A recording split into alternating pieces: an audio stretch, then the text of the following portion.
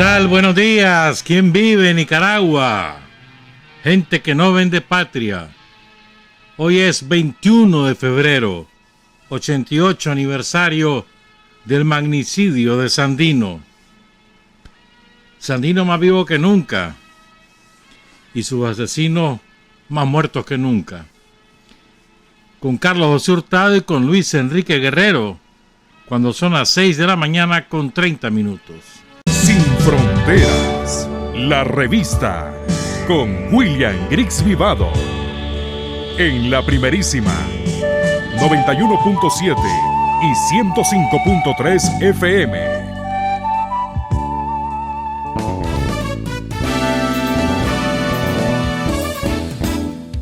Sin fronteras para decir la verdad.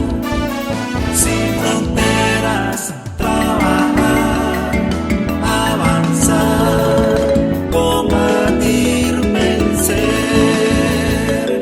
Sin fronteras.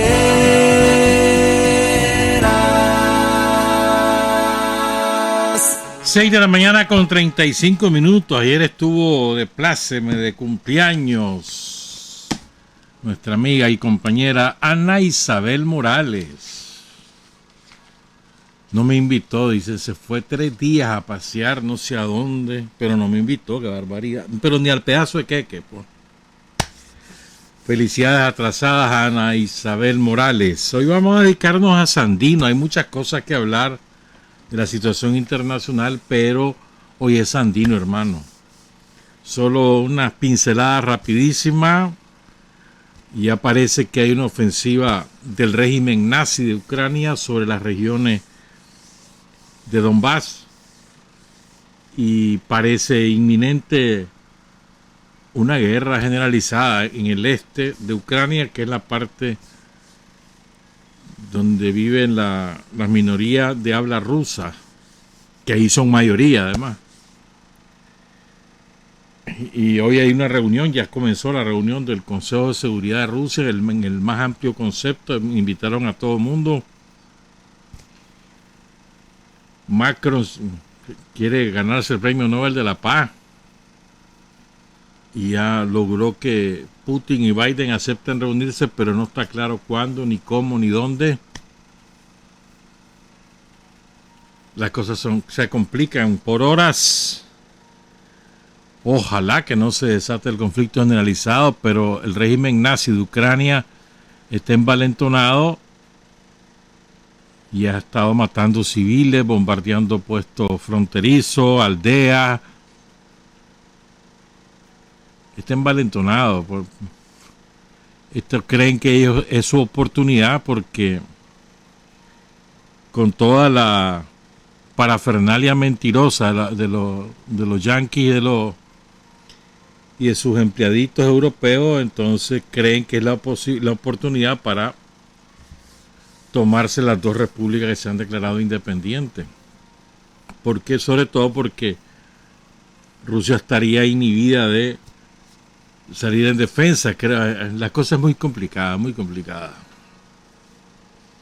Es difícil especular y es difícil hacer cálculos políticos. Hay que seguirla minuto a minuto, la situación simplemente, pues.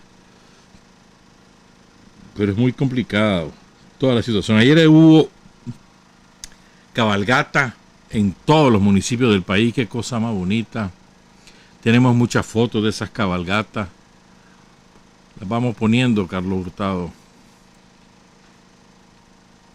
Y fotos de niños, o sea, postales inolvidables hay de esas cabalgatas, ¿verdad? Ojalá que se convierta en una tradición. Esto fue una magnífica idea. Magnífica. Ay, fíjate que se me olvidó traer ese correo. Una amiga me escribió con una idea, no quiere que diga su nombre, pero me escribió con una idea, dice: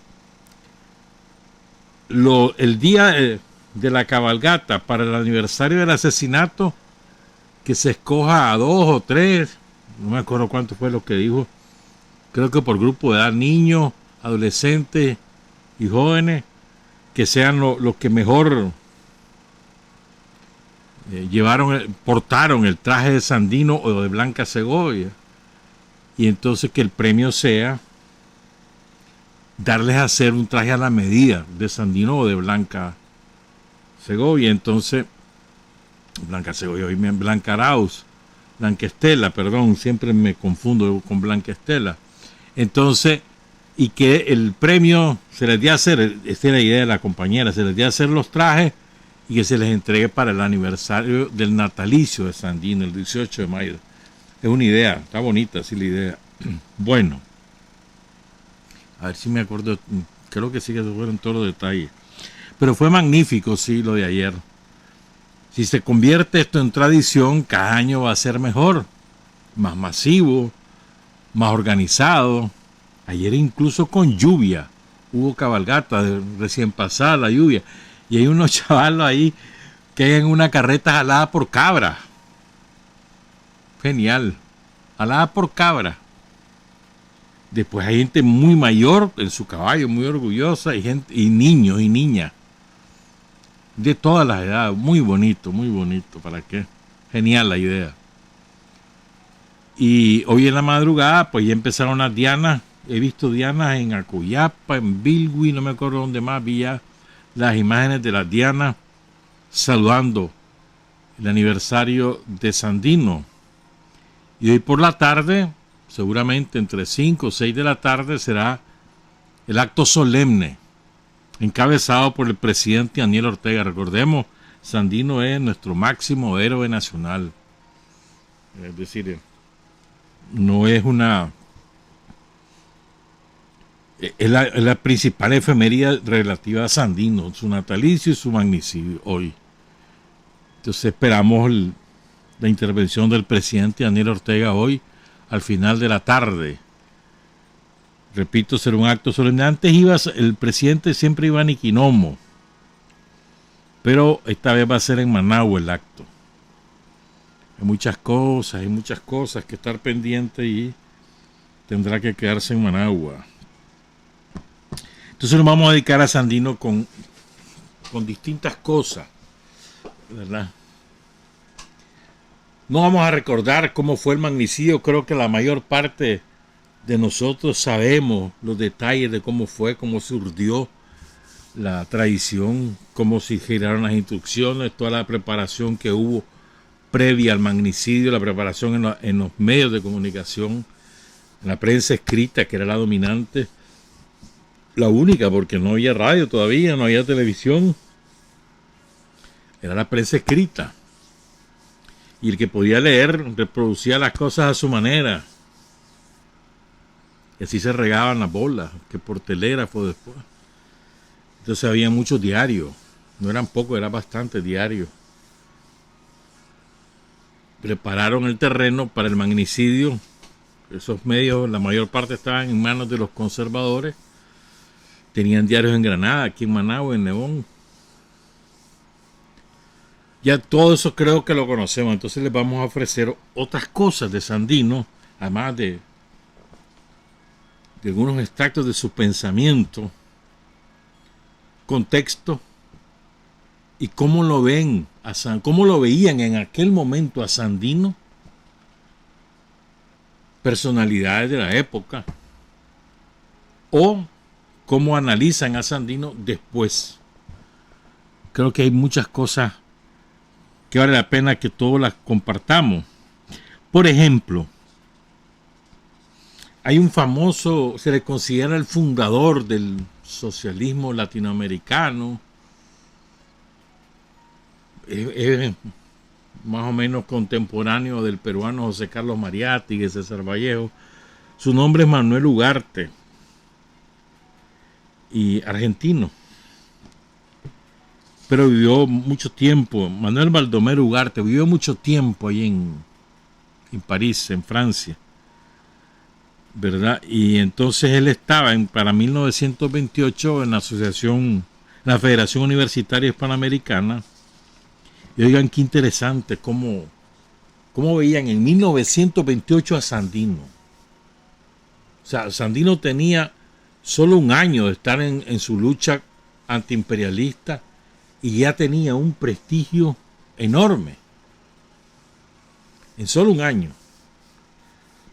¿verdad? Entonces recuerden que además ese año, en 1928, fue el esfuerzo de Estados Unidos de reunir a todos los gobiernos bajo su égida en la famosa Conferencia Panamericana, que es la precursora, la antecesora de la OEA. Fue en La Habana. Y unos cuantos gobiernos nada más que defendieron a Nicaragua y a Sandino, como El Salvador, Argentina, creo que México. Todos los demás lograron riata y vivan los gringos en aquella época. Entonces, vamos a compartir con ustedes este análisis que es interesantísimo de Manuel Baldomero Ugarte de la Federación Universitaria Hispanoamericana. Entonces publicó en Amauta el número 16 en julio de 1928 en Lima, Perú. Después del Congreso Panamericano de La Habana, que puso en evidencia la incapacidad de la mayor parte de nuestros dirigentes, se anuncia el simulacro de elección en Nicaragua que implica un nuevo desprestigio para la América de origen hispano. Recuerden, esas son las elecciones que impone Henry Stimson en el Pacto del Espino Negro, con advertencia a los conservadores que quien va a ganar es Moncada y que además los gringos son los que van a definir quiénes pueden participar y quiénes no, ¿verdad? Tanto en términos de partido como en términos de candidato, que los gringos van a organizar esas elecciones, que los gringos van a contar los votos, que los gringos van a proclamar a Moncada como triunfador, todos ellos designados por el propio presidente de Estados Unidos. Recuerden eso. Entonces dice Manuel Baldomero Ugarte, el patriotismo ha consistido a menudo en ciertos círculos en negar las realidades. Es patriota quien sostiene que la intervención extranjera no importa limitación de soberanía. Es patriota quien arguye que la nacionalidad queda intacta aunque si hay en las aduanas en poder de otro país. Es patriota quien cultiva las confianzas jactanciosas de las naciones débiles. Así han creído algunos suprimir los peligros, fingiendo no verlos. Así han disimulado las derrotas, negándose a mirarlas. Así nos han traído hasta esta situación de vasallaje económico y político, que los directores de la opinión en nuestra república nunca advirtieron ni denunciaron, y que pone hoy al borde del abismo la existencia autónoma de Centro y Suramérica. Rechazamos a la vez la politiquería que desquició nuestro porvenir y la disimulación a veces interesada que envenenó nuestra atmósfera. Queremos afrontar las realidades, por penosas que ellas sean, con los ojos puestos en la patria grande del futuro. La crisis de Nicaragua deriva de tres factores evidentes. Primero, la ambición de la plutocracia de los Estados Unidos, ansioso de acentuar su irradiación imperialista. Segundo, la indiferencia de los gobiernos oligárquicos de la América nuestra, incapaces de comprender los problemas del continente. Tercero, la exigüidad de visión de los políticos nicaragüenses, afanosos de llegar al poder, aunque sea con desmedro de los intereses de su patria. La simple enunciación de estos fenómenos basta para dictarnos una actitud frente al problema de Nicaragua. Invadido como si haya gran parte del territorio de esa república por tropas extranjeras, imposibilitados como están para votar los elementos patriotas que forman en la guerrilla defensora de la tierra natal, toda tentativa de elección resulta una injuria para la dignidad de ese pueblo. Que la más incontaminada de nuestras repúblicas no se deje engañar por una rivalidad de avideces entre los dos bandos tradicionalmente sujetos a la influencia de Estados Unidos. No nos deslumbre el sofisma de unas elecciones triplemente falseadas. Primero, por la presencia de tropas de desembarco. Segundo, por el sometimiento de los dos grupos a los intereses del invasor. Y tercero, por el mutismo en que se hayan condenado los elementos más dignos de respeto. Fiscalizar esas elecciones o discutir sobre esas elecciones sería darles apariencia de legalidad y conceder jerarquía a minorías claudicantes que se disputan el poder amparadas por el enemigo nacional. El caso de Nicaragua no puede resolverse electoralmente. No hay más que dos divisiones en aquel país. De un lado, los que aceptan la dominación extranjera. Del otro, los que la rechazan. Como estos últimos, los que la rechazan, no pueden votar, no cabe engañar a la opinión con varios simulacros. No admitamos, pues, diferencia entre liberales y conservadores y hagamos bloque contra todas las encarnaciones que toman nuestras repúblicas el mísero egoísmo de los caudillos subalternos. El único que merece nuestra entusiasta adhesión es el general Sandino, porque el general Sandino representa con sus heroicos guerrilleros la reacción popular de nuestra América contra el imperialismo anglosajón. La comedia de las elecciones nicaragüenses no hace más que poner de manifiesto la caída irremediable de los que entre su interés y la patria optaron por su interés. El porvenir dejará caer sobre ellos la reprobación que merecen, y ese mismo porvenir sabrá también elevar la figura altruista de Sandino. La sangre nuestra fue derrochada hasta ahora en luchas civiles que solo trajeron ventaja para los tiranos o para las oligarquías. La cometividad, el valor, el espíritu de sacrificio de nuestros pueblos, todo lo que tiene de grande el alma iberoamericana, se malogró en agitaciones suicidas que ahora pusieron frente a dos fracciones dentro del mismo país, ahora devastaron a dos o más repúblicas limítrofes. Si fuera posible reunir en un haz de heroísmos todas las inmolaciones inútiles, habría fuerza para nivelar los Andes. Pero los hombres que tuvieron en sus manos ese tesoro popular, en vez de emplearlo en favor del bien común, lo malgastaron al servicio de sus egoísmos personales. Por la primera vez desde hace largas décadas, corre esa sangre al margen de las ambiciones mezquinas y en beneficio de todos. Por eso estamos con Sandino, que al defender la libertad de su pueblo, presagia la redención continental. Cosa más hermosa todo este manifiesto. Hermosísimo. Con qué claridad, ¿no? O sea, con qué altura de miras. Este hombre logra visualizar la situación y dice, a Sandino lo va a reivindicar la historia, todo esto lo va a sepultar, lo dice en otras palabras. Y fíjense la contradicción que él evidencia de aquel entonces entre los patriotas y los antipatriotas, entre los que defienden el interés del país y los que defienden los intereses de los yanquis. Esa misma división sigue vigente 88, 90 años después. Es impresionante, ¿no? Cómo esa contradicción no ha sido resuelta. No ha sido resuelta por la persistencia de la injerencia imperialista en los asuntos de Nicaragua.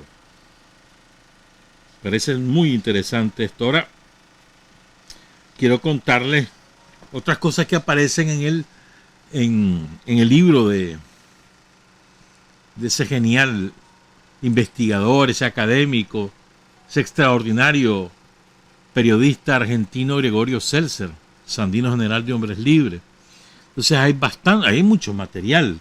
Ahí puede pasar estudiando a Sandino días, semanas, meses, años, si lo haces de manera concienzuda. Entonces, fíjense, miren qué interesante. Vamos a leer el pensamiento de Sandino sobre los conflictos centroamericanos.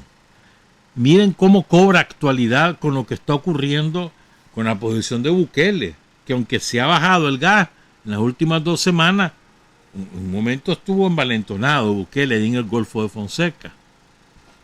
Nicaragua y Honduras firmaron un tratado de paz para hacer zona de paz el Golfo de Fonseca, ejecutan el fallo de La Haya y Bukele no solo se abstiene de incorporarse, sino que además lo denuncia. Vamos a compartir el pensamiento de Sandino sobre estas cosas, pero hay que dar algunos antecedentes.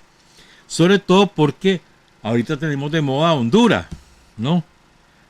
Hoy, por cierto, la ministra de Economía de Honduras va a dar el diagnóstico de la hecatombe que hay en Honduras, de las finanzas públicas. A las 11 de la mañana está previsto eso en la Casa Presidencial hondureña.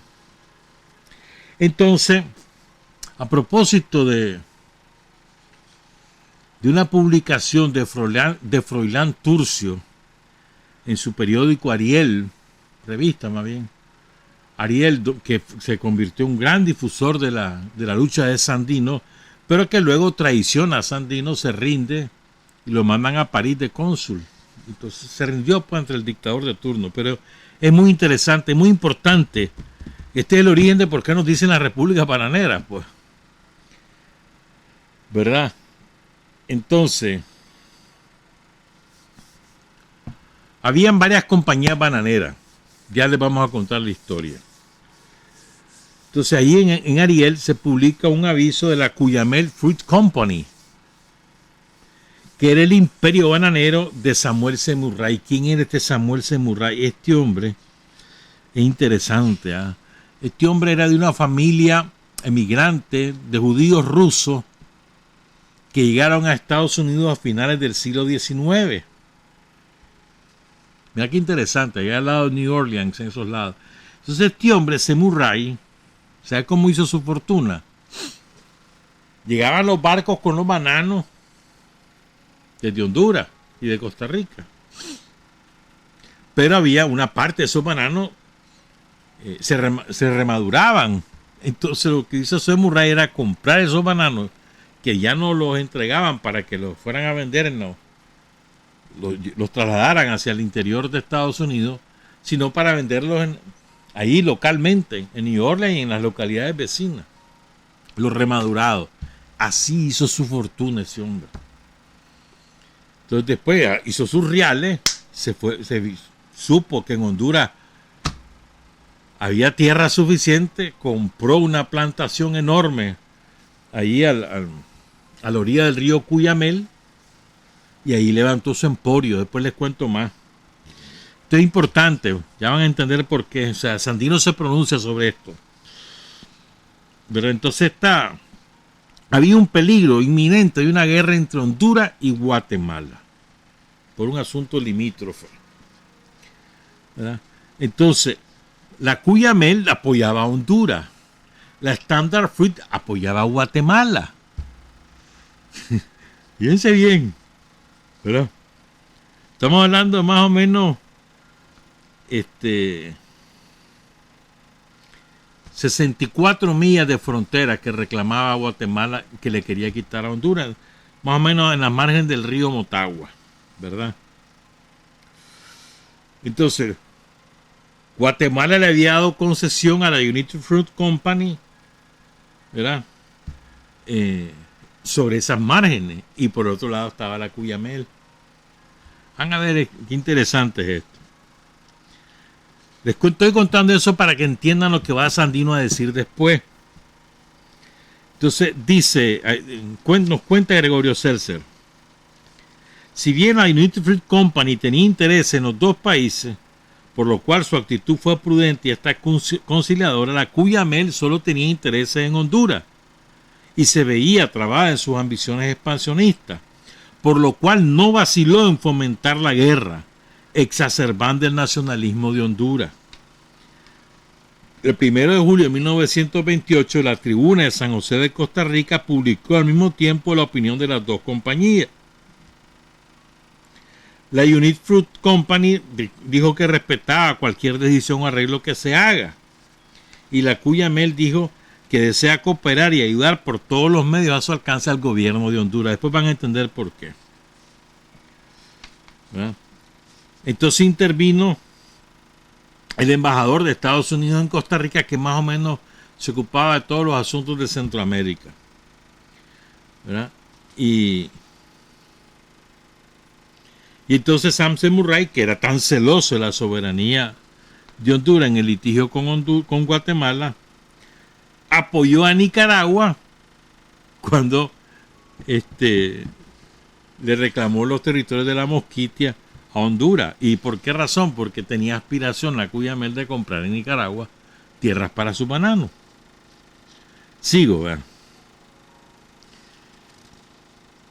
Bueno, te cuento algo más. Este hombre, fíjate bien, ¿verdad? Compra la tierra ahí en Honduras, le decían el hombre plátano, el Banana Man, así le decían a Samuel Banana Man, ¿verdad? El caso es lo siguiente, pues, estamos hablando de que este hombre compró 20 kilómetros de extensiones de tierra a lo largo del río Cuyamel, por eso se llamaba Cuyamel su empresa. Pero espérense. Entonces en 1910 ya votaron a Zelaya los gringos, antes de Celedón. Este hombre se había endeudado y lo estaban asfixiando las deudas. Entonces él recurre al secretario de Estado de Estados Unidos, Philander Knox, el hombre que le mandó la nota Knox a Zelaya. Recurre a él para que le ayude a salvarse la deuda, que le dice que no. Entonces este hombre tiene que irse, se regresa a New Orleans, porque ya va a perder todo. Entonces, puesto allá se encuentra en New Orleans al dictador hondureño que lo había derrocado Zelaya, Manuel Bonilla. Entonces el hombre vivo contrata al mercenario Guy Machine Gun Moloney, se llamaba uno de ellos, y Lee Christmas, y al estilo William Walker forma una banda armada, se van a Honduras, llevan a Bonilla, lo ponen de presidente y a cambio Bonilla le perdona las deudas, le da más tierra, bueno, y se adueña. Él puso a Bonilla, este hombre samurái es el que dijo que en Honduras vale una mula más que un diputado. Este es el que dijo eso. ¿Estamos claros? Entonces, después este hombre vendió la Culamey a la United Fruit Company, y después él mismo compró la United Fruit Company y se hizo presidente. Así murió él. Un tipo muy audaz. Bueno. Y cuando ustedes recuerdan lo de Jacobo Arben, este mismo tipo es el que financia. Este es el que hizo toda la campaña. ¿Qué pasó? Jacobo Arben anuncia una reforma agraria y va a repartir la tierra a los campesinos, a los indígenas. Eso significa minifundio, o sea, pequeñas plantaciones. Eso no le convenía a Semurray. Entonces él es el que paga la campaña en la prensa norteamericana para que se estigmatice a Arben como comunista, prosoviético y todo lo que vos querrás, y presionan al gobierno de turno para que haga la operación de la CIA que finalmente derrocó a Jacobo Arben y a todo su gobierno. El mismo al que estaba propiciando la guerra entre Honduras y Guatemala. Todo eso te lo cuento para que entendamos ahora lo que viene. Entonces Sandino olfatea que aquí hay otros intereses.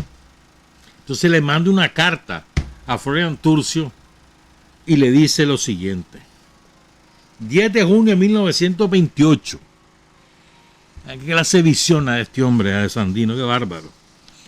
Dice Sandino: con profunda sorpresa leí en Ariel del 1 de mayo último sus palabras editoriales relativas al peligro en que se halla la integridad territorial de Honduras en lo que respecta a la cuestión de límites con Guatemala. Tanto sus palabras como las que reproduce el editorial del cronista de esa ciudad hicieron que sintiera por un momento helada mi sangre. Pronto comprendí qué personajes de la política imperialista yanqui son los atizadores de esa hoguera centroamericana. En estos instantes me preocupan más las graves dificultades entre ustedes, los dirigentes de Centroamérica, o sea, la patria grande, que la causa que yo mismo estoy defendiendo con mis pocos centenares de bravos, porque me convenzo que con nuestra firmeza de ánimo y el terror que hemos logrado sembrar en el corazón de los piratas, nuestro final será evidente. Mientras tanto, que ustedes están rodeados de patricidas que siempre andan al olfato de las causas grandes para dejar en ellas la semilla de la traición. En nombre de Nicaragua, de Honduras, de Guatemala y en el nombre de Dios, querido amigo mío, yo le suplico a usted y a todos los hombres de entendimiento y claro patriotismo de la América Central, traten de evitar por todos los medios posibles el acaloramiento de ánimos y la ruptura de nosotros mismos. Aquí viene una frase que la ponemos todos los días en Sin Frontera, es la parte de la presentación, y le dice Sandino a Froilán Turcio, el director de Ariel: ustedes están en la obligación de hacer comprender al pueblo de la América Latina que entre nosotros no deben existir fronteras y que todos estamos en el deber preciso de preocuparnos por la suerte de cada uno de los pueblos de la América hispana, porque todos estamos corriendo la misma suerte ante la política colonizadora y absorbente de los imperialistas yanquis. ¿Qué clase de claridad de hombre, de Sandino? Es que es una salvajada. Te estoy hablando que Sandino tiene apenas, esto es del 10 de junio, un año y un mes más, 13 meses en la lucha antiimperialista. Y con qué claridad ve él que el conflicto ese está atizado por los yanquis, que eso es parte de la colonización. Entonces dice, esto me preocupa más lo que están, los pleitos de ustedes que van a desgarrar la patria grande que lo que yo tengo aquí. Imagínate vos. O sea, es que Sandino es especial, hermano. Sigo. Dice Sandino: las bestias rubias están colocadas en uno de los extremos de la América Latina y desde allí observan ávidas nuestros movimientos políticos y económicos. Ellos conocen nuestra ligereza de carácter y procuran mantener latente entre uno y otro país nuestros graves problemas sin resolver. Por ejemplo, la cuestión de límites entre Guatemala y Honduras, entre Honduras y Nicaragua, el asunto canalero entre Nicaragua y Costa Rica, la cuestión del Golfo de Fonseca entre El Salvador, Honduras y Nicaragua, Golfo de Fonseca, la cuestión de Tacna y Arica entre Perú y Chile, y así por el estilo. Hay un encadenamiento de importantes asuntos en resolución entre nosotros. Los yanquis nos tienen bien estudiados y se aprovechan de nuestro estado de cultura y de la ligereza de nuestros caracteres para hacernos peligrar siempre que a los intereses de ellos conviene. Sandino, hermano. Los yanquis son los peores enemigos de nuestros pueblos. Y cuando nos miran en momentos de inspiración patriótica y que nos buscamos con sinceros impulsos de unificación, ellos remueven hondamente nuestros asuntos pendientes, de manera que se enciende el odio entre nosotros y continuemos desunidos y débiles y por lo mismo fácil de colonizarnos. Sandino. Sigo. ¿O sigue Sandino? Estamos en pleno siglo XX y la época ha llegado a probar al mundo entero que los yanquis hasta hoy pudieron tener tergiversada la frase de su lema. Hablando de la doctrina de Monroe, dicen América para los americanos. Bueno, dice Sandino, está bien dicho. Todos los que nacemos en América somos americanos. La equivocación que han tenido los imperialistas es que han interpretado la doctrina Monroe así, América para los yanquis. Ahora bien, para que las bestias rubias no continúen engañadas, yo reformo la frase en los términos siguientes: los Estados Unidos de Norteamérica para los yanquis, la América Latina para los indolatinos.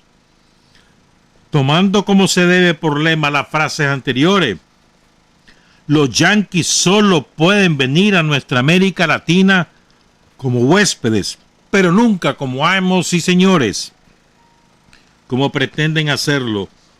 No será extraño que a mí y a mi ejército se nos encuentre en cualquier país de la América Latina, donde el invasor asesino fije sus plantas en actitud de conquista. Sandino es indohispano y no tiene fronteras en América Latina. Sin más que recomendarle por ahora, querido maestro, le envío mi corazón con el cual le hablo en esta carta, Patria y Libertad, a C. Sandino. Es salvajada, ¿verdad? O sea, vos ves aquí principios básicos de política exterior. Unidad latinoamericana, unidad centroamericana, unidad latinoamericana, antiimperialismo. Por encima de todo, preservar la unidad entre nosotros, evitar los odios adormecidos ahí que de pronto aparecen porque son soliviantados por los yanquis para tener mayor facilidad de colonizarnos. O sea, quitan principios esenciales de la política exterior de Nicaragua. Ahí están enunciados por Sandino en esa carta. Solidaridad, dignidad, patriotismo, pero es una maravilla, es una maravilla. Vamos a hacer una pausa y vamos a seguir con otras cosas. Y les vamos a contar algunos de los crímenes cometidos no solo por los gringos aquí en Nicaragua, sino por otros personajes.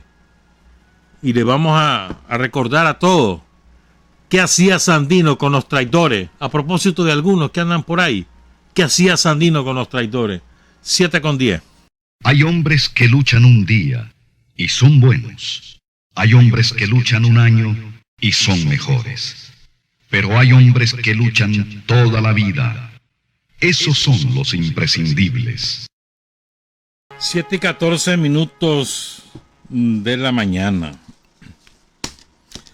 Entonces, recuerdan, la semana pasada les fuimos contando poquito a poco el inicio de la lucha de Sandino, con los telegramas, conminatorios, perentorios, ultimátum que le sembraban los jefes de los marinos aquí a Sandino y la respuesta de Sandino.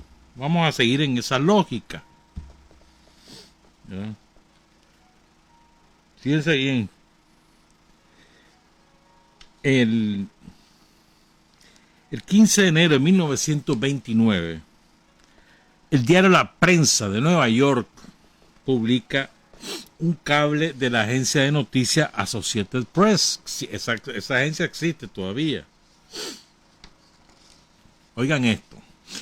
Es divertido porque vos lees a veces las versiones contrarias y encontrás con que los yan gringos dicen que aquí, pues que unos cuantos marinos iban muriendo, pero que ellos no sufrieron mucho. Informaciones de la época, no de ahora. Dice: los informes que se reciben los informes que se reciben de los destacamentos avanzados indican que 40 soldados más de los capitaneados por el jefe, general Sandino, perecieron ayer víctimas de los ataques de las fuerzas norteamericanas en las inmediaciones del Chipote. Los ataques contra los rebeldes serán conducidos en adelante por medio de aeroplanos en lugar de fuerzas de tierra, ya que éstas corren el riesgo de caer en emboscada. Mataron a 40. Ya no quieren ir por tierra porque caen en emboscada. ¿En qué quedamos? Sigo. Los ataques aéreos, después les voy a contar más de esto, han sido hasta ahora muy efectivos, según la declaración del coronel Luis Mason Gulick, comandante de las fuerzas de ocupación en Nicaragua, quien dijo que los alzados se iban dispersando por temor a los efectos de las bombas explosivas. Los marinos tienen el propósito de cortar la retirada al caudillo rebelde para que no pueda escapar por el río Coco hacia el mar de las Antillas, el mar Caribe. Y aquí viene lo que más quiero decir de esto. Dicen ellos que están matando sandinitas, después dicen que mejor ya solo con ataque aéreo porque por tierra los emboscan y que le quieren cortar la retirada a Sandino. 1929 es esto. Y oigan el último párrafo de este cable. El general Emiliano Chamorro ha ofrecido al coronel Gulick la ayuda de las fuerzas conservadoras, declarando que éstas serán más efectivas que las norteamericanas, debido a lo quebrado del terreno de Nueva Segovia. Emiliano Chamorro, el mismo que vendió al país en el Tratado Chamorro-Bryan, el mismo que origina la guerra constitucionalista en 1926. Chamorro tenía que ser, ¿verdad? Ahora vamos con esto de la Fuerza Aérea. Van a ver.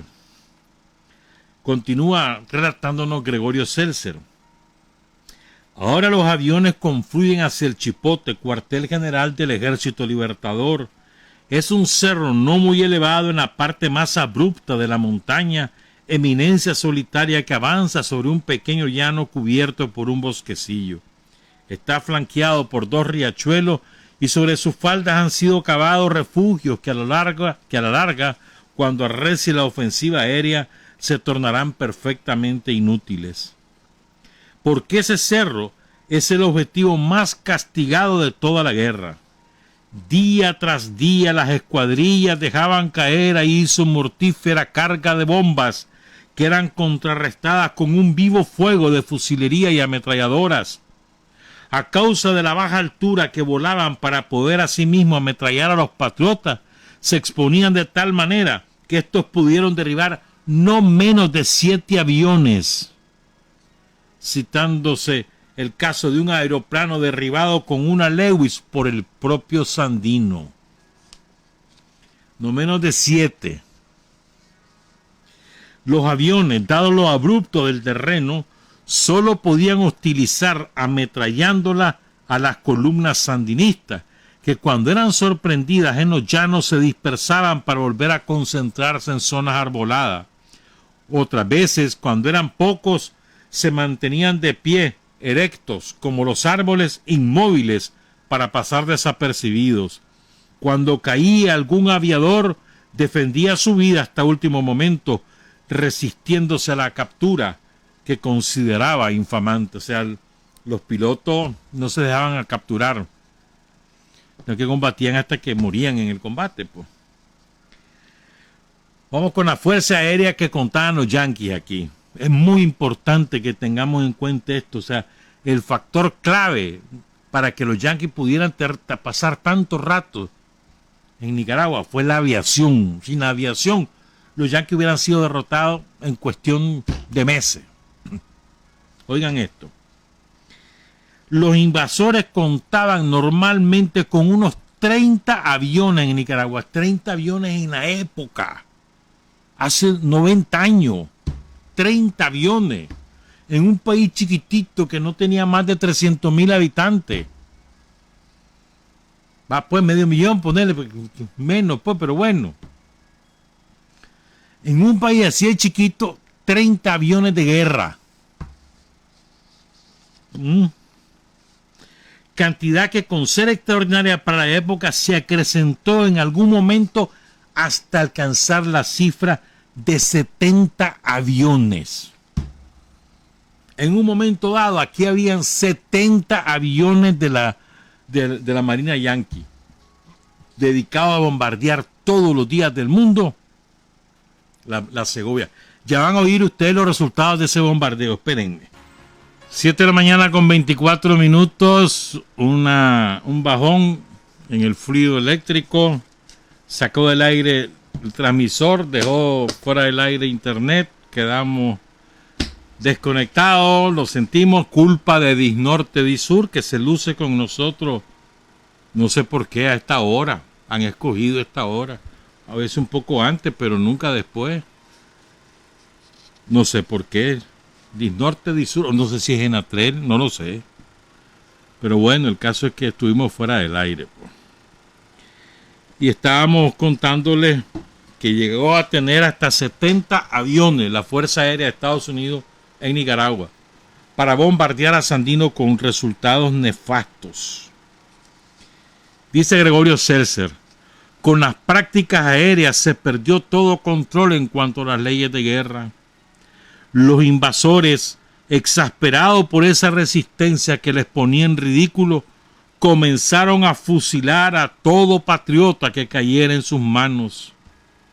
Hasta entonces Sandino prefería poner en libertad a los prisioneros como medio de propaganda y para ganarse su buena voluntad, pero al considerar el trato que recibían los suyos y aún los que no formando parte de sus fuerzas veían sus casas destruidas y sus tierras arrasadas en una táctica de exterminio masivo indiscriminado, que era la mejor sintonía de la impotencia de los invasores, resolvió Sandino proceder de la misma manera. Esto es muy importante. Sandino capturaba a los gringos y los ponía en libertad, o calculaba a los colaboracionistas, ¿verdad?, de los gringos y los ponía en libertad. Pero lo que hacían los marinos era fusilar a todo el que capturaban, al que sospechaban que colaboraba, al que creían que podía ser colaborador, ni siquiera que tuvieran pruebas. Y lo fusilaban, quemaban sus ranchos, quemaban sus cosechas, quemaban sus tierras, mataban a su familia. Eso era el procedimiento de los marinos yanquis. Y Sandino empezó a aplicar entonces la misma receta a los yanquis. Los fusilaba cuando los capturaba. Así como los invasores se jactaban de dar la libertad que pedían, fusilando a los presuntos colaboradores de Sandino, Sandino resolvió perder en el camino a los invasores que caían prisioneros. La guerra fue entonces despiadada por ambas partes. Sandino aplicaba a los norteamericanos sus propias concepciones expeditivas de moral combatiente. Toda la montaña segoviana erguida como línea Maginot hierve contra él como conspiran sus criaturas vivientes. No siempre había sido así. Los invasores los convirtieron en beligerantes cuando comenzaron a tratar a los campesinos como bestias rabiosas. Los montañeses no tenían ideología alguna y al principio observaron nada más que con curiosa mansedumbre a esos soldados altos y rubios que les trataban con sospechosa reserva. Pero cuando se desató en los norteamericanos el furor del aniquilamiento, veían en cada cabaña un centro de vida hostil y en cada habitante un guerrillero o un espía. Con frecuencia, dice Ramón Belagustía, el periodista vasco, enfilan sus ametralladoras contra las casas que encuentran en el camino o contra las reses que topan en algunos puntos, con la idea de llevar el terror o la desolación al territorio rebelde y de hacer imposible la vida al enemigo, a los guerrilleros de Sandino. Así, llega un momento en que toda la montaña o está luchando con Sandino o coopera con él en su incesante espionaje. La pasión guerrera despertaba envuelta en el odio y en la desesperación.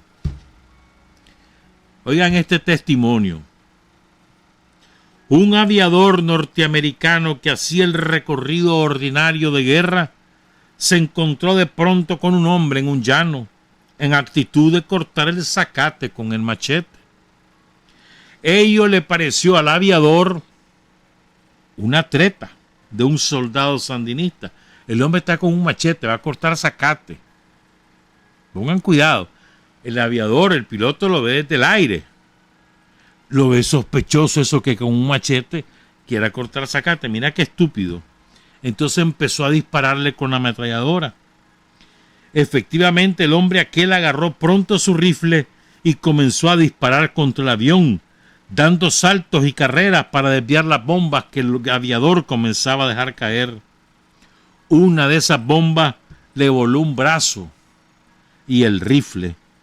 Y entonces el piloto vio que aquel hombre levantaba su brazo crispado. Obviamente, le corta uno, el derecho probablemente, porque era donde tenía el fusil. Le queda el izquierdo y así sangrando levanta su otro brazo con el puño cerrado, ¿verdad?, hacia el avión en gesto de desesperación y de rabia.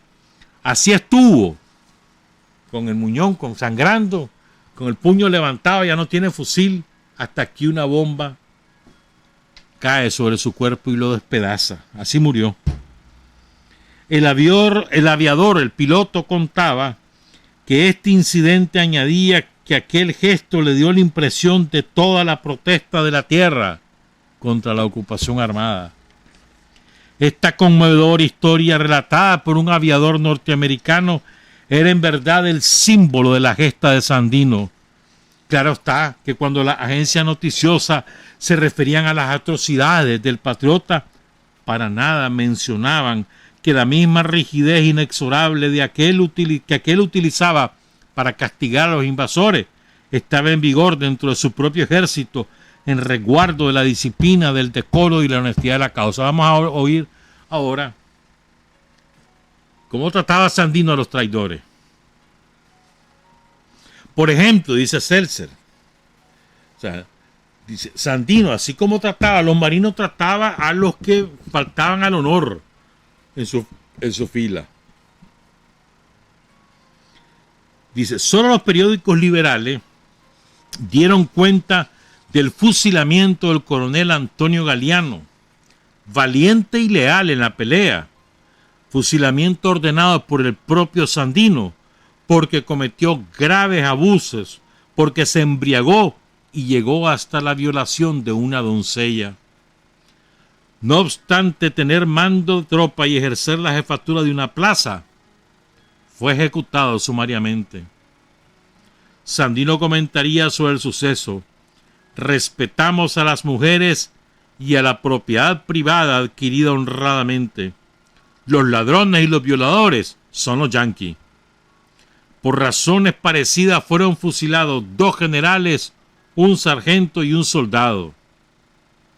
El fusilamiento del general José Santos Sequeira tuvo amplia publicidad por su fama adquirida dentro y fuera del país. Sandino explicaría así la razón. O sea, este general Sequeira era famoso porque era aguerrido, porque había tenido mucho éxito en los combates contra los yanquis. Recuerden que Sandino tuvo más o menos 500 combates. Cuidado más, ¿verdad? Sigo. Entonces, Sandino contó qué fue lo que pasó con el general Sequeira, José Santos Sequeira. Dice Sandino: en una madrugada llegué a cierta choza en un claro del bosque que me servía de abrigo.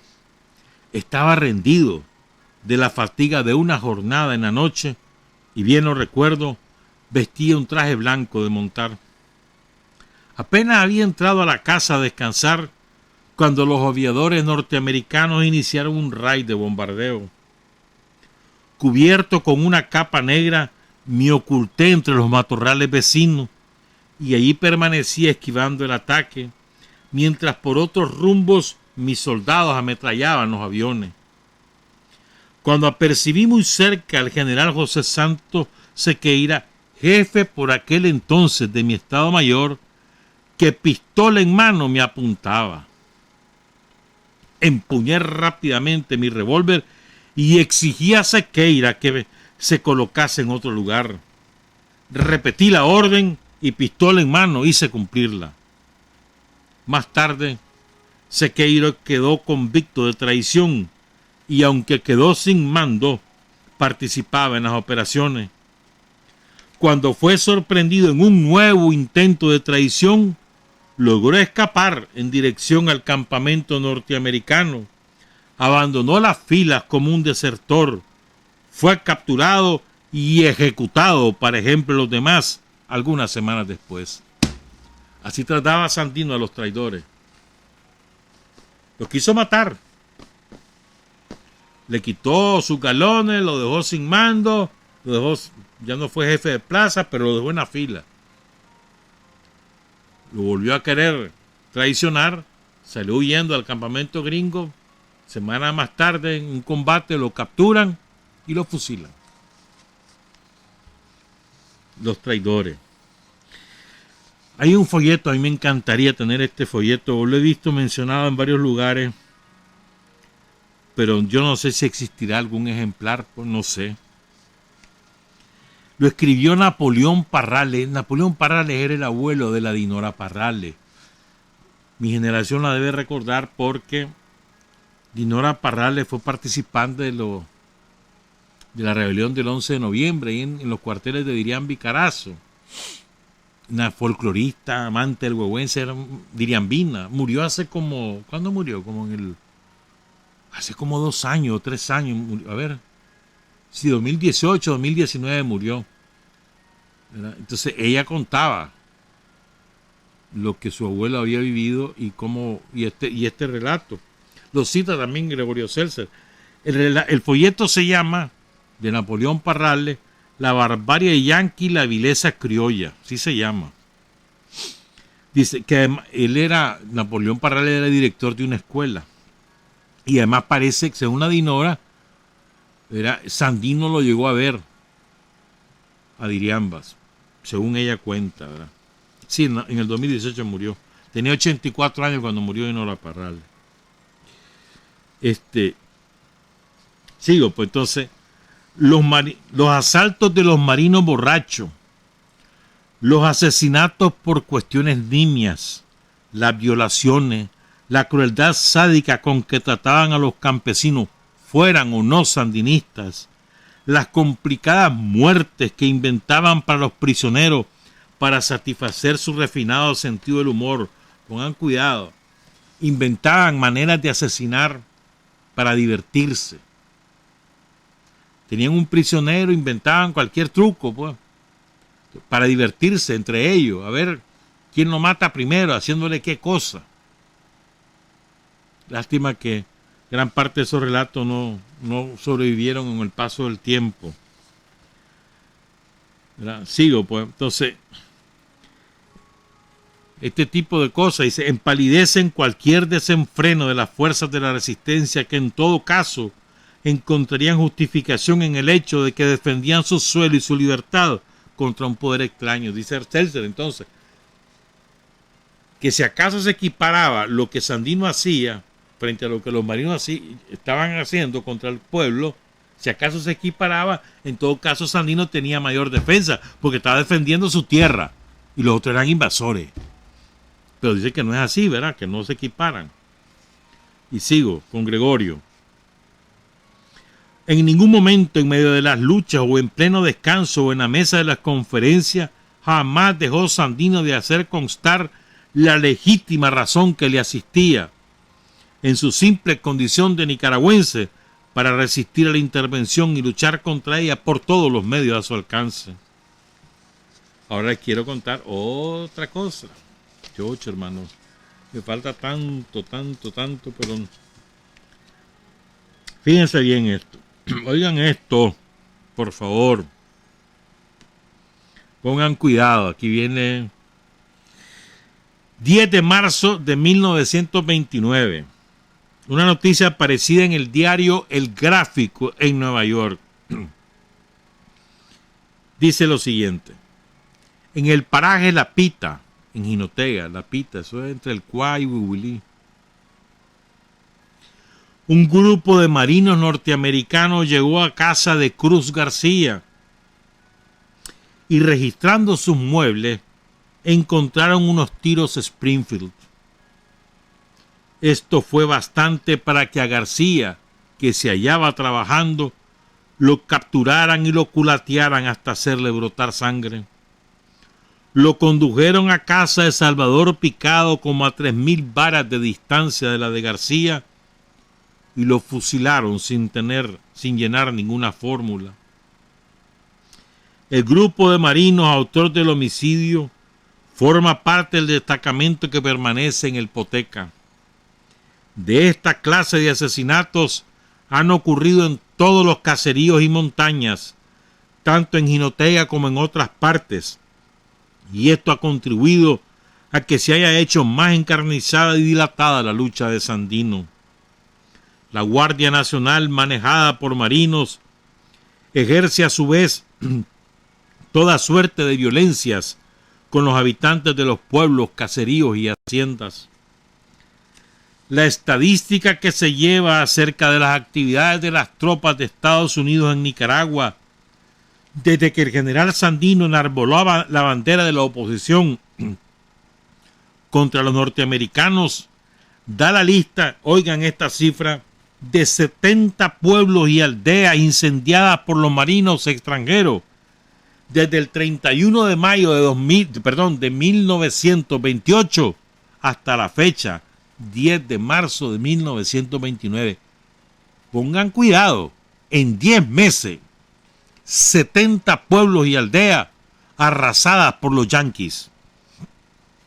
En esa lista están las siguientes poblaciones: Quilalí, Jabalí, Plan Grande, Buenavista, San Lucas, Ula, Esquinay, Suzucoán, Jumuica, Santa Rita, Sabana Grande, Loma, Choto, San José, Santa Rosa Manchones, San Jerónimo, Chipote, Remango, La Branca, La Virginia, La Conchita, El Barro, Santa Cruz, Pata Blanca, Palo Pristo, Ventillas, Murra, Los Limones, California, Casas Viejas, Carrizal, El Pastoreo, Renacuajo, El Cacao, Santa María, La Paz, Piedecuesta, El Quebracho y muchos otros sitios. Tengo una lista mínima de lo que hicieron los marinos yanquis en los últimos 7 meses de 1928 y en los primeros 3 meses de 1929. En 10 meses arrasaron 70 poblados y aldeas de la Segovia y de Jinotega. Como para que no quede duda, dice Gregorio Celses, de que la información precedente, no es maliciosa, podría mencionarse, por ejemplo, la del diario intervencionista The New York Times, que con fecha de 8 de abril de 1929 publicó un cable de la AP fechado en Tegucigalpa, Honduras, dando cuenta que aeroplanos norteamericanos procedentes de Managua, Nicaragua, que bombardearon sospechosos campamentos de rebeldes en la frontera, también, oigan esto, también lanzaron hoy varias bombas sobre la ciudad de Las Limas, en Honduras. La ciudad fue casi completamente destruida. Lo recordarán los hondureños que esto pasó. Los marinos yanquis destruyeron la ciudad de Las Limas en Honduras en abril de 1929.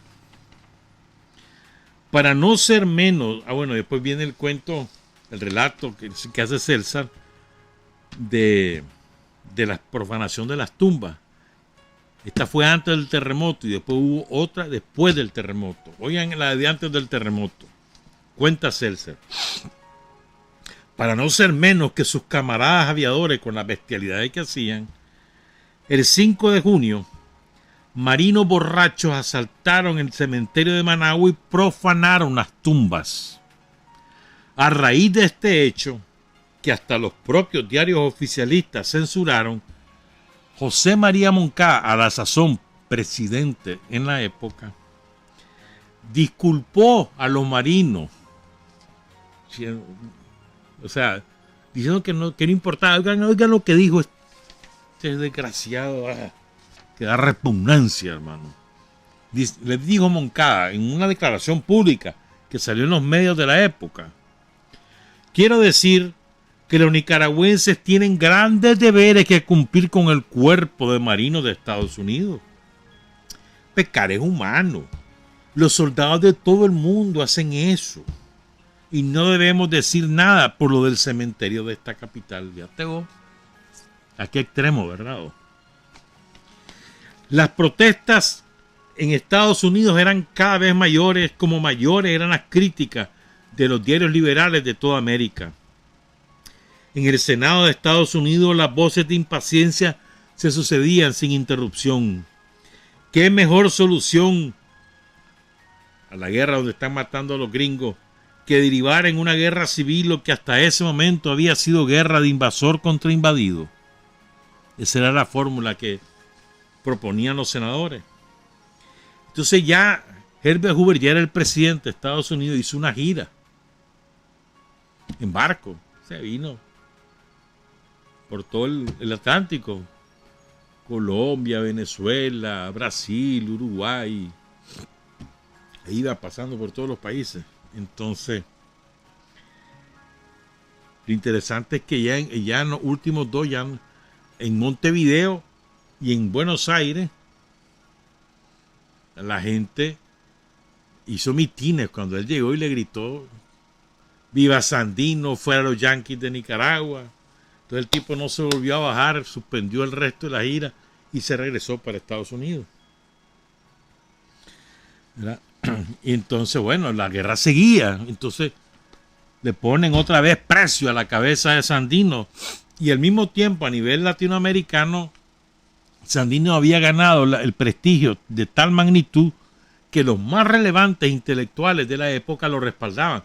Te estoy hablando de Mariátegui, de Vasconcelos, el mexicano, cuando estaba exiliado en París, de Víctor Aya de la Torre, de César Vallejo, el gran poeta peruano, o sea, de Pablo Neruda, de Gabriela Mistral. Pero bueno, dice que todos eran las propagandistas de su causa y las multitudes del continente seguían confiando en el triunfo final de su ideal libertario. Diarios y revistas se habían convertido en reductos sandinistas y esa brega no se reducía a los límites latinoamericanos. En Washington mismo, la filial local de la Liga Antiimperialista Panamericana había organizado manifestaciones que en una oportunidad se tradujeron en desórdenes que culminaron con la detención de más de 100 manifestantes que respaldaban a Sandino ahí en Washington. Uno de los carteles que portaban decía: Wall Street y no Sandino es el verdadero bandido de Nicaragua. Otro cartel decía: no apelamos a Casablanca, sino a las masas contra la Casa Blanca. Otro diario de Nueva York que se llamaba La Nueva Democracia, ahí escribió Carlos Thompson lo siguiente: Sandino es en más de un sentido el jefe de la situación nicaragüense. Triunfen los liberales o conservadores en Nicaragua, su política internacional será de acercamiento a Estados Unidos. Creo que cualquier gobierno ahí, liberal o conservador, tratará de ir en armonía con el de la Casa Blanca. Claro que hay gente que sostendrá a Sandino en lo moral, como él se ha venido sosteniendo bravamente en las Segovias. Creo que la intervención norteamericana ha hecho en Nicaragua algo peor que atropellar una soberanía nacional. Ha corroído la fibra moral de los nicaragüenses, les ha quebrantado la confianza en sí mismos, les ha destruido la capacidad de autogobierno. A lo presente, no hay grupo político organizado que crea posible conducir los asuntos nacionales de Nicaragua sin antes obtener el visto bueno de Estados Unidos. Y esto, a mi ver, dice Charles Thompson, constituye una herida al organismo nicaragüense que requerirá muchos años para cicatrizarse y que hará cicatrizar el general Sandino con su ejército en las Segovias. Fíjate bien. Oigan esta otra de Moncada. Bueno, Moncada lo pone Stimson, ¿verdad?, de presidente, hacer la pantomima de la elección, inflan las cifras para decir que participó un montón de gente. Entonces, pero Moncada quería la reelección. Entonces manda un piche que se vaya a Washington a cabildear con el Departamento de Estado y con el Congreso que le autoricen a él reformar la Constitución para tener otra reelección, y le cantan cero. Le dicen que no. Pero aún así le cantan cero, le dicen que no esté fregando porque ya va de viaje. Entonces aún así van a oír lo que dice este maldito traidor.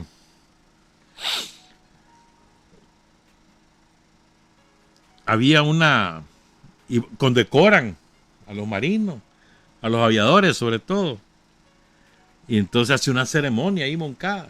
Y oigan lo que dijo el desgraciado este: lo hago especialmente con los jefes aviadores y oficiales de Estados Unidos de América por no poder hacerlo con sus soldados, los unos por su dirección y los otros porque en el aire mismo, sin temor a tempestades y a lo desconocido, cumplen abnegadamente con su deber. Los mismos que han arrasado con todas esas aldeas que les conté. El deber, especialmente, lo elogia Moncada. Voy con otra. El 9 de septiembre de 1931, un cable de la agencia UP, fechado en Tegucigalpa, cuenta que hasta el 20 de septiembre de ese año,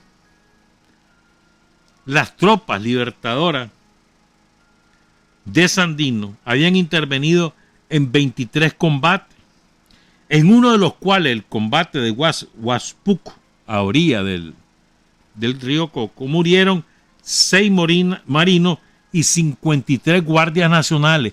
Lo dice un cable de una agencia internacional, 6 marinos y 53 guardias. Sandino les captura 3 aviadores y 60.000 cartuchos, que constituían un valioso parque para la ofensiva que Sandino preparaba a desatar en noviembre por las elecciones.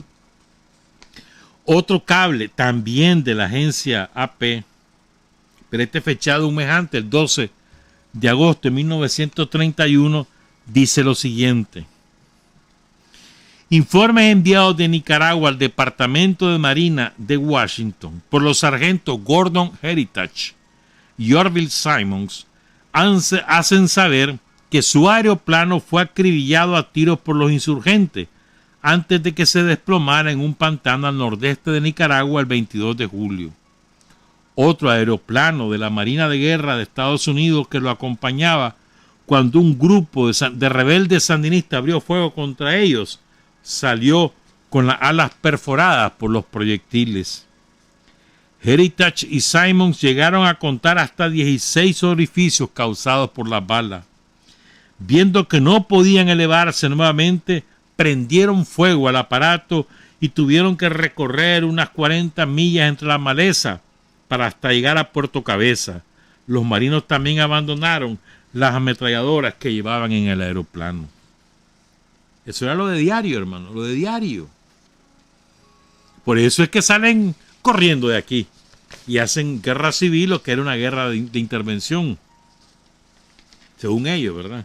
Pero dejan a los marinos mandando sobre la guardia y el embajador mandando sobre el presidente.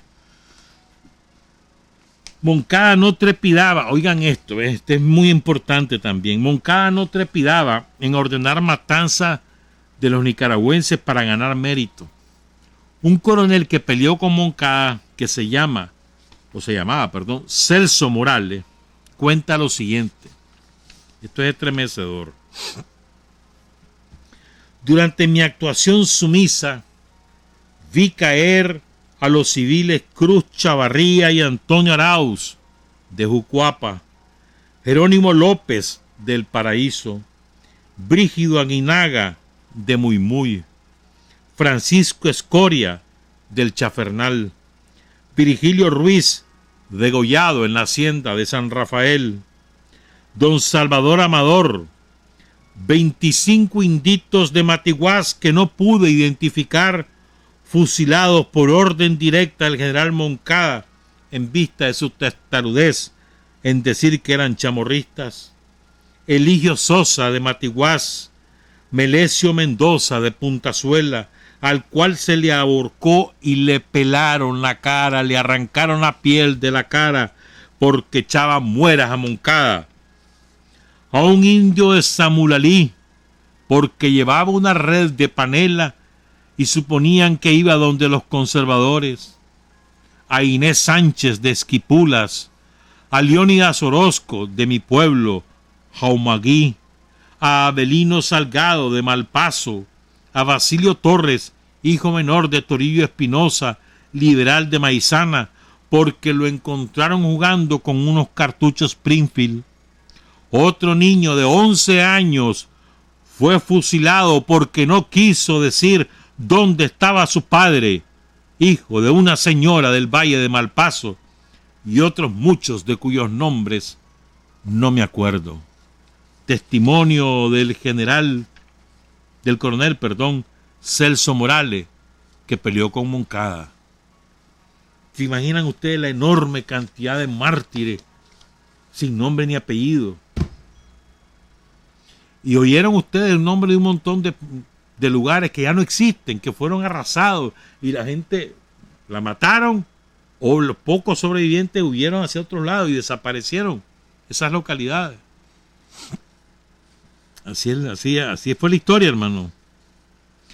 Sandino lanzó un manifiesto muy importante el 28 de julio de 1931, donde rediseña su estrategia militar. Eso es cuando él regresa de México.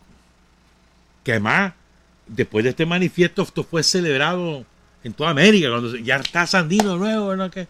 Porque todo el mundo estaba entristecido. Pues Sandino, recuerden que había sido hecho rehén en México en una maniobra, una confabulación del presidente de México en ese momento y Estados Unidos para evitar que Sandino regresara. Primero para intentarlo comprar, y si no lo podían comprar, que lo retuvieran para que no siguiera la pelea. Pero los hombres de Sandino siguieron la pelea. Entonces cuando él regresa, lanza un manifiesto el 28 de julio de 1931 y rediseña su estrategia militar, ¿verdad? Entonces habla de: nuestra táctica consiste en mantener sitiadas las plazas de los pueblos y ciudades de los departamentos en que opera nuestro ejército. El enemigo ha asegurado que hay escasez de víveres en la Segovia, pero eso es en ciudades y poblados donde se han ido a refugiar los mercenarios. En los campos no hay hambre y nuestro ejército tiene comida hasta para aventar para arriba. Y entonces ahí habla todas las columnas, la 1, la 2, la 6, todas las columnas que él tenía distribuidas, tanto en el Caribe como en Chontales, Matagalpa, en Jinotega, en Estelí, en Somoto, Cotal, Quiralí, El Jícaro, en León y Chinandega, donde está el general José León Díaz, y el cuartel general que está en el centro de los 8 departamentos. Nuestras columnas son movilizadas con precisión matemática tanto a la derecha como a la izquierda de nuestro cuartel general. Y aquí vienen algunos conceptos importantes de Sandino. Ya estamos terminando y no hay tiempo para seguir. Dice Sandino: nuestro ejército es el más disciplinado, abnegado y desinteresado en todo el mundo terrestre porque tiene conciencia de su alto papel histórico.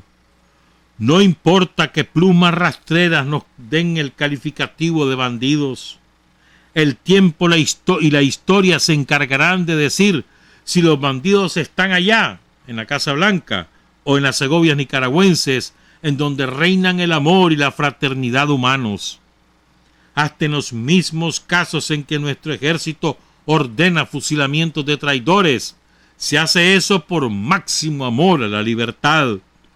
Y solamente se fusila a los que atentan contra esa libertad, tratando de imponer una esclavitud que nosotros rechazamos con ira santa. En nuestro cuartel general está a la disposición de quienes quieran ver eso gran cantidad de documentos, banderas y multitud de objetos que pertenecieron al ejército que pretende exterminarnos, todo lo cual fue avanzado el enemigo en diferentes combates. También nosotros hemos tenido numerosas bajas, pero no engañamos al público como lo hacen los contrarios, que dicen que nuestras balas solamente les tocan el ala del sombrero.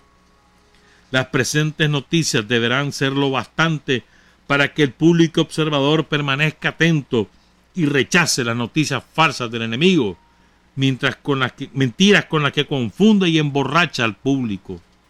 Sin embargo, el 24 de julio hizo 4 años de la primera batalla de nuestro ejército en la ciudad de Ocotal contra el ejército del imperialismo más grotesco de la tierra. Ayer, como hoy, nuestro impotente enemigo ha blandido todas sus armas contra nosotros, inclusive la calumnia, que es el arma más potente con la que cuentan los cobardes. La calumnia. Nada diferente tengo de cualquier otro soldado raso de los ejércitos del mundo. Ni mi voz es altanera, ni mi presencia infunde terror, como muchos podrían imaginarse. y sin embargo hemos tenido el placer, cumpliendo un deber ciudadano, de mirar bajo nuestras plantas, humillados, a numerosos altos jefes y oficiales del altanero ejército de Estados Unidos de Norteamérica, que pretendiendo aniquilarnos han sido aniquilados. Probamos ya, hasta donde ha sido posible, que la fuerza del derecho, esgrimida con fuerza, eso sí, puede más que el derecho de la fuerza bruta. Mi conciencia está tranquila y gozo con la satisfacción del deber cumplido. Aún en el sueño soy feliz, pues duermo con la dulzura de un niño sano. Sandino, en su manifiesto del 28 de julio de 1931. Voy a cerrar con esto para que continuemos el miércoles, porque este es un poema bellísimo dedicado a Sandino por César Vallejo, muy poco conocido. Blasón y pres de Sandino. Pres significa honor, gloria, prestigio, que se gana por algo que merece ser reconocido por los demás. A eso se le dice pres. Entonces se llama blasón y pres de Sandino. Oh freno los tascados por el pueblo. Un día prendió el pueblo su fósforo, cautivó, oró de cólera, y soberanamente pleno circular cerró su natalicio con manos electivas. Arrastraban candado ya los déspotas, y en el candado sus bacterias muertas. Batallas, no, pasiones, y pasiones precedidas de dolores de pueblo, con esperanzas de hombres. Muerte y pasión de paz, las populares. Muerte y pasión guerreras entre olivos, entendámonos. Sandino, blasón y pres. Viva Sandino, jodido. Trabajar, avanzar, combatir, vencer, patria y libertad. Revolución es sentido del momento histórico. Es cambiar todo lo que debe ser cambiado. Es igualdad y libertad plenas. Es ser tratado y tratar a los demás como seres humanos. Es emanciparnos por nosotros mismos y con nuestros propios esfuerzos.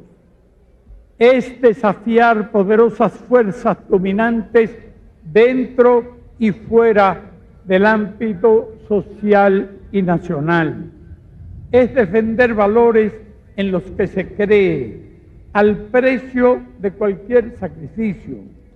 Es modestia, desinterés, altruismo, solidaridad y heroísmo. Es no mentir jamás ni violar principios éticos. Es convicción profunda de que no existe fuerza en el mundo capaz de aplastar la fuerza de la verdad y las ideas. Revolución es unidad, es independencia, es luchar por nuestro sueño de justicia para Cuba y para el mundo, que es la base de nuestro patriotismo, nuestro socialismo y nuestro internacionalismo.